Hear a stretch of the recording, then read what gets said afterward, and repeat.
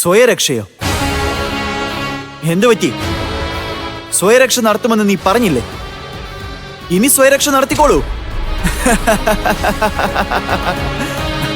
Hey, ഇവളെ കൂട്ടിക്കൊണ്ടുപോകൂ.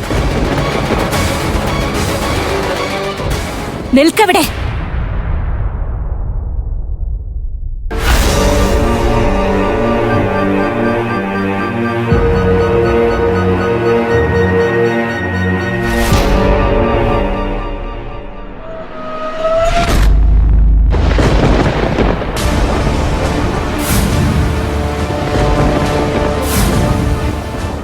ഇത് ദാസി തന്നെയല്ലേ, അതോ മറ്റാരെങ്കിലും? ദാസി തന്നെയാണ്.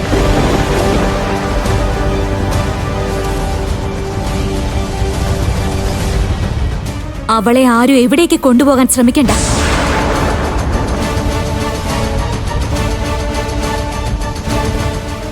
അവൾ എന്തെങ്കിലും ചെയ്തിട്ടുണ്ടെങ്കിൽ അത് നമ്മുടെ ആജ്ഞപ്രകാരമാണ്.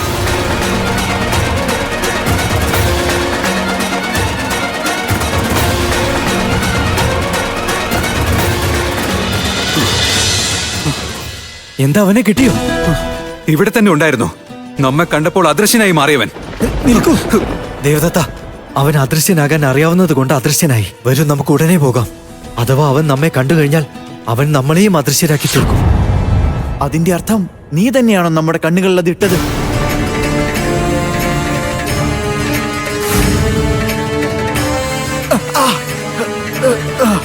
നീ ഇപ്രകാരം വേഷം മാറി എവിടേക്കാണ് പോയത്? അതും ഈ അർദ്ധരാത്രിയിൽ. അത് നമുക്ക് ആവശ്യമുണ്ടായിരുന്നു. നാം പുറത്തു പോകുമ്പോൾ നിന്നെ അറിയിക്കണമെന്നുണ്ടോ? അത് ശരിയാണ്, നമ്മോട് പറയേണ്ട കാര്യമില്ല. എന്നാൽ ചിലരുടെ അടുത്ത് നീ ഉത്തരം പറയണമല്ലോ. അവരുടെ അടുത്തേക്ക് പോകാം. അനുജ, വരൂ. രൂപ,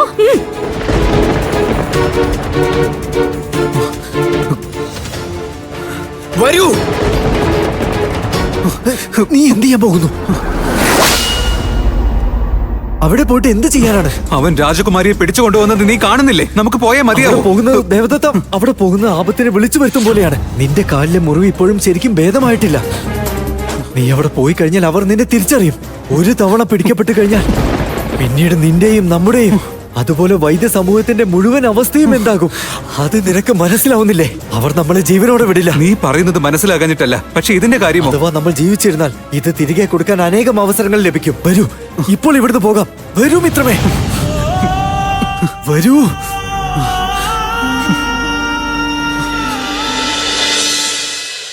നമുക്കൊന്നും മനസ്സിലാക്കാൻ കഴിഞ്ഞില്ല. നിന്റെ ഇളയമോ ഒന്ന് കാര്യം പറഞ്ഞത് നന്നായി.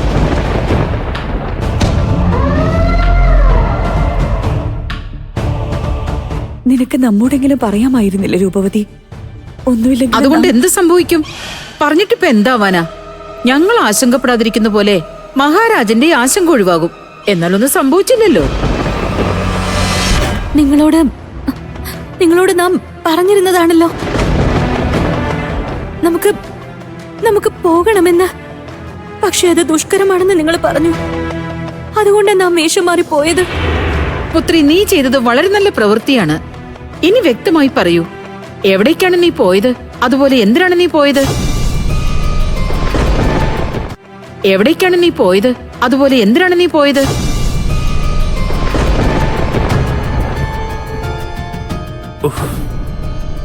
ഈ കാമിനിയുടെ കാര്യം, ചെയ്യാൻ ഏൽപ്പിച്ച കാര്യം ചെയ്യാതെ ഇവൾ സമയം വെറുതെ പാഴാക്കുകയാണ്. അല്ല, അവൾ പോയതും പോകാത്തതും ഒന്നുമല്ല നമ്മുടെ പ്രധാന വിഷയം. ഈ മാറ്റമാണ്. ഇവൾ നമ്മുടെ അനുവാദമില്ലാതെ ഒരു ചുവട് പോലും മുന്നോട്ട് വെക്കാത്ത ഒരു പെൺകുട്ടിയായിരുന്നു. അതേ പെൺകുട്ടി തന്നെയാണ് ഇപ്പോൾ വേഷവും മാറി രാജകൊട്ടാരത്തിൽ നിന്നും പുറത്തു പോയിരിക്കുന്നത്. ഇതൊരു രാജകുമാരിയുടെ ലക്ഷണമാണ്. മഹാരാജൻ, ഇക്കാര്യത്തിൽ ജ്യേഷ്ഠത്തെക്കുറിച്ച് നമുക്കല്പം ആശങ്കയുണ്ട്.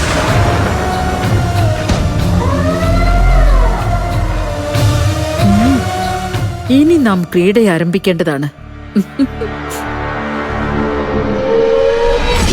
രൂപവതി, നമ്മുടെ രൂപവതിയെ ഇനിയും ഏറെ ശകാരിക്കേണ്ട കാര്യമില്ല. പുത്രി, അർദ്ധരാത്രിയിൽ ആരോടും പറയാതെ നീ ഇങ്ങനെ ഭവനത്തിന് പുറത്തു പോകരുത് പുത്രി. അവിടെ ആരുമില്ലേ? നമ്മുടെ പുത്രിയുടെ കണ്ണീർ ദോഷം അകറ്റണം. നാലു ചുറ്റിനും എന്തെല്ലാം പ്രതിസന്ധികളാ ഉള്ളത്. ഇവളുടെ മേൽ ആരുടെയെല്ലാം കണ്ണു പെട്ടിട്ടുണ്ടാവും. എന്തുപറ്റി? തളിക കൊണ്ടുവരാത്തത് എന്താ?